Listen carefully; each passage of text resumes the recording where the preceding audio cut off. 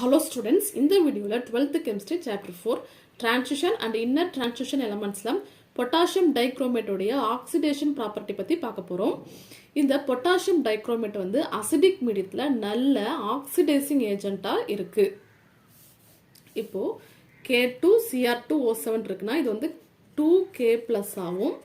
Cr2O7 2- ஆகும். dichromate அயனாவும் பிரியும். இந்த டைக்ரோமேட் அயன் வந்து நல்ல ஆக்சிடைசிங் ஏஜென்ட்டா வந்து ஒர்க் ஆகுது. ஆக்சிடைசிங் ஏஜென்ட்னா என்னதுன்னா இப்போ ஒரு பர்டிகுலர் இந்த ஆக்சிடைசிங் ஏஜென்ட் வந்து ஒரு பர்டிகுலர் சப்ஸ்டன்ஸை வந்து ஆக்சிடைஸ் பண்ணணும். ஆக்சிடைஸ் பண்றது அப்படின்னா இது கிட்ட இருந்து எலக்ட்ரானை வந்து வாங்கிக்கணும். சரிங்களா? லாஸ் ஆஃப் எலக்ட்ரான் தான் வந்து ஆக்சிடேஷன். ஸோ இந்த ஆக்சிடைசிங் ஏஜென்ட் வந்து இந்த சப்ஸ்டன்ஸ் இருந்து எலக்ட்ரானை வாங்கிக்குது. அப்போ லாஸ் ஆயிடுச்சு. அப்போ இது வந்து ஆக்சிடைஸ் ஆகிருக்குன்னு அர்த்தம். சரிங்களா? அதே சமயத்தில் இது வந்து எலக்ட்ரானை கெயின் பண்ணிருக்கு இல்லையா? இந்த ஆக்சிடைசிங் ஏஜென்ட் வந்து எலக்ட்ரானை வந்து கெயின் பண்ணிருக்குது. கெயின் ஆஃப் எலக்ட்ரான் அப்படிங்கிறது வந்து ரிடக்ஷன். ஸோ ஒரு ஆக்சிடைசிங் ஏஜென்ட் வந்து ஒரு பர்டிகுலர் சப்ஸ்டன்ஸ் ஆக்சிடைஸ் பண்ணும்போது அது என்ன ஆகுது? அது வந்து ரிடியூஸ் ஆயிடுது. ஃபார் எக்ஸாம்பிள் Cr2O7 2- இது வந்து எப்படி வந்து ரிடக்ஷன் ஆகுதுன்னா Cr3+ ரிடக்ஷன் ஆகும். ஸோ இது ஆக்சிடைசிங் ஏஜென்ட் இல்லையா? அப்போ என்ன பண்ணியிருக்கணும்? எலக்ட்ரானை வந்து கெயின் பண்ணியிருக்கணும் இல்லையா? கண்டிப்பாக வந்து எலக்ட்ரானை வந்து கெயின் பண்ணியிருக்கணும். எத்தனை எலக்ட்ரான் கெயின் பண்ணியிருக்கு நமக்கு தெரியாது இல்லையா? அது கண்டுபிடிப்போம். அதுக்கு ஃபஸ்ட்டு ஆக்சிடேஷன் நம்பர் தெரியணும். இப்போது Cr2O7 2- ஆக்சிடேஷன் நம்பர் எப்படி கண்டுபிடிப்போம்? குரோமியத்தை தான் கண்டுபிடிக்கணும். 2 குரோமியம், ஸோ 2x, ஒரு ஆக்சிஜனுக்கு -2, 7 ஆக்சிஜன் இருக்குது, ஸோ -14 இஸ் ஈக்குவல் டு இந்த சார்ஜ் இங்கே போடணும் -2. அப்போது 2x = +12, அப்போ x = +6 கிடைக்கும். அப்போ இது வந்து +6 ஆக்சிடேஷன் ஸ்டேட்டில் இருக்குது.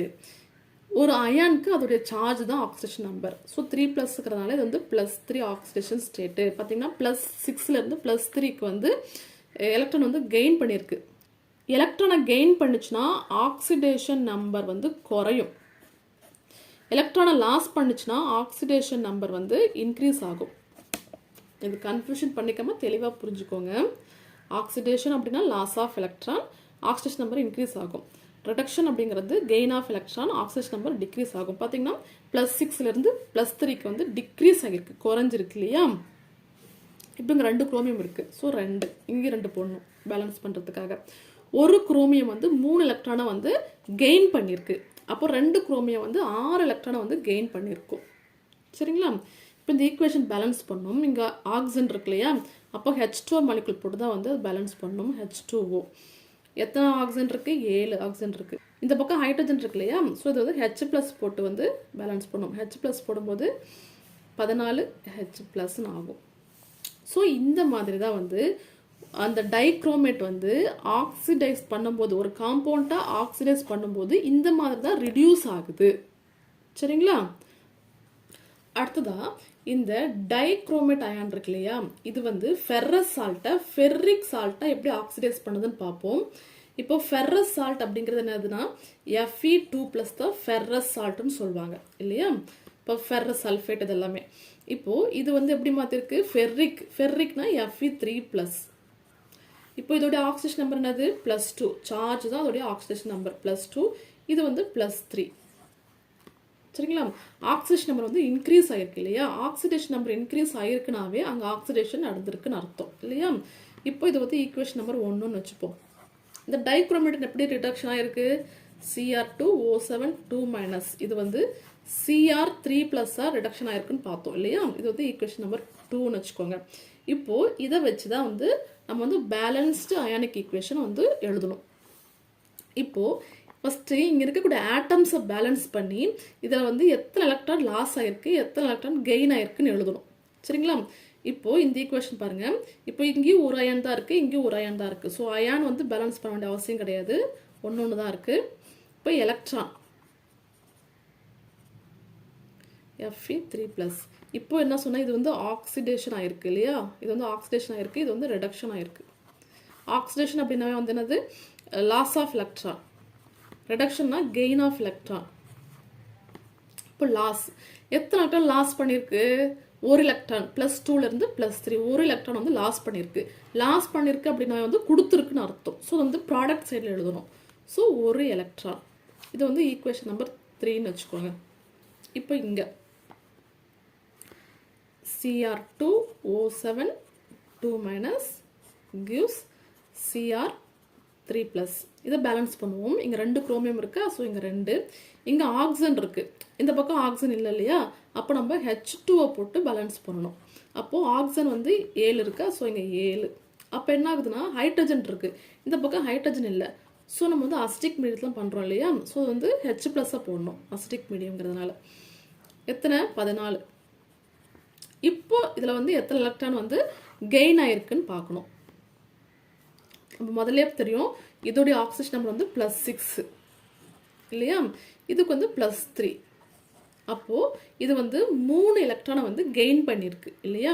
இங்கே என்ன விஷயம்னா இங்கே 2 குரோமியம் இருக்கு இல்லையா, ஒரு குரோமியத்துக்கு தான் வந்து 3 எலக்ட்ரான் கெயின் பண்ணோம். அப்போது 2 குரோமியத்துக்கு 6 வந்து கெயின் பண்ணும்.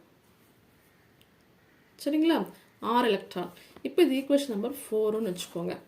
எப்பயுமே இப்போது இது கொடுத்த எலக்ட்ரானை தான் இது வாங்கியிருக்கோம் இல்லையா, அப்போது இதோட எலக்ட்ரானும் ஈக்குவலாக இருக்கணும். சரிங்களா, அப்போது இந்த எலக்ட்ரானை பேலன்ஸ் பண்ணுறதுக்காக இந்த ஈக்குவேஷனை வந்து நம்ம வந்து 6ஆல் மல்டிப்ளை பண்ணுறோம். சரிங்களா, அப்போ மல்டிப்ளை பண்ணும்போது என்ன ஆகுதுன்னு பாருங்கள்.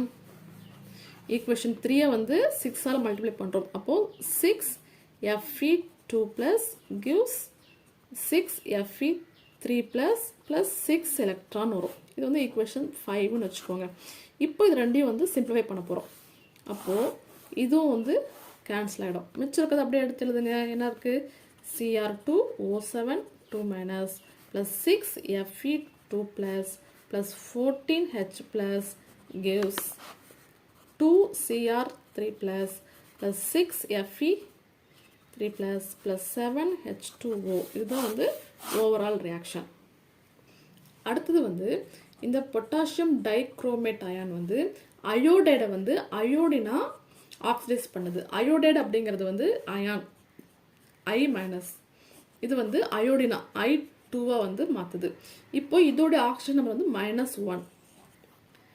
ஒரு ஃப்ரீ மெட்டலுக்கு வந்து ஆக்சிஜன் நம்பர் வந்து 0. இப்போ -1லேருந்து 0 ஆக்சிஜன் நம்பர் வந்து இன்க்ரீஸ் ஆகிருக்கு. அப்போ இது வந்து என்ன ஆயிருக்கு? ஆக்சிடேஷன் ஆகிருக்கு இல்லையா. இது வந்து ஈக்குவேஷன் நம்பர் 1 வச்சுக்கோங்க. இது வந்து ஆக்சிடேஷன் ஆகிருக்கு, அதாவது லாஸ் ஆஃப் எலக்ட்ரான். இங்கே என்ன இருக்குது? Chromate Cr2O7 2-. இது வந்து Cr3+ ரிடக்ஷன் ஆகிருக்கு. இது வந்து ரிடக்ஷன் ஆகிருக்கு, which means gain of electron. சரிங்களா, இப்போ இதோடைய ஆக்சிஜன் நம்பர் வந்து +6 நமக்கு தெரியும். இது வந்து +3. இப்போ அந்த ஆட்டம்ஸும் எலக்ட்ரான்ஸும் வந்து எழுதணும். இப்போது I- gives I2. இப்போது இங்கே எத்தனை அயோடின் இருக்குது? 2 அயோடின் இருக்கு இல்லையா. ஸோ நம்ம இங்கே 2ன்னு போடுவோம். லாஸ் ஆஃப் எலக்ட்ரான் எத்தனை எலக்ட்ரான் லாஸ் பண்ணியிருக்கு? -1 to 0 ஒரு எலக்ட்ரான். அப்போ 2 அயோடின் இருக்குது, 2 எலக்ட்ரான். இது வந்து ஈக்குவேஷன் நம்பர் 3ன்னு வச்சுப்போம். இது வந்து அதே தான் நம்ம முதல்ல போட்டோம் இல்லையா, அதே தான் Cr2O7 2- அப்படின்னா இது வந்து Cr3+ இருக்குது. ஆக்சிஜன் பேலன்ஸ் பண்ணுறதுக்காக H2O போடுறோம், 7 ஆக்சிஜன்.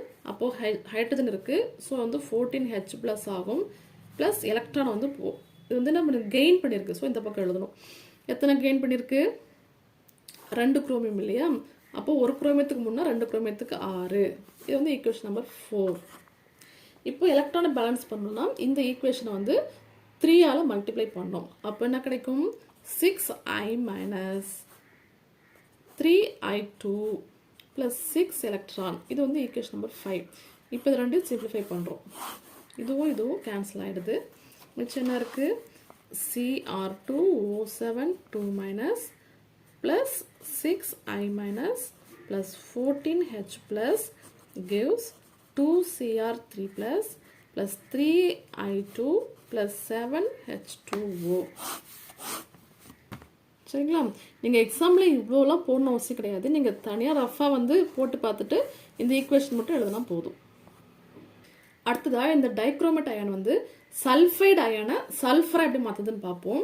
சல்ஃபைடுன்னா S2 மைனஸ், சல்ஃபர் அப்படிங்கிறது எஸ், தனி ஆட்டமாக இருந்தால் ஆக்சிஜன் நம்பர் வந்து 0, இது வந்து -2. இது வந்து ஈக்குவேஷன் நம்பர் 1. என்ன பண்ணியிருக்கு, ஆக்சிடேஷன் ஆகிருக்கு, இன்க்ரீஸ் ஆகிருக்கு இல்லையா. அப்போது லாஸ் ஆஃப் எலக்ட்ரான். இது எதுக்காக எழுதுறதுனா அப்போ தான் எலக்ட்ரான் எந்த சைடு எழுதுறது உங்களுக்கு ஒரு கிளாரிட்டி கிடைக்குங்கிறதுக்காக தான். குரோமேட்டு Cr2O7 2 மைனஸ் ப்ளஸ் 6ல் இருக்கும். இது வந்து Cr3 ப்ளஸ்ஸா +3 ஆக்சிஜன் ஸ்டேட்டுக்கு வந்து ரெடக்ஷன் ஆகிருக்கு. அப்படின்னா கெயின் ஆஃப் எலக்ட்ரான்.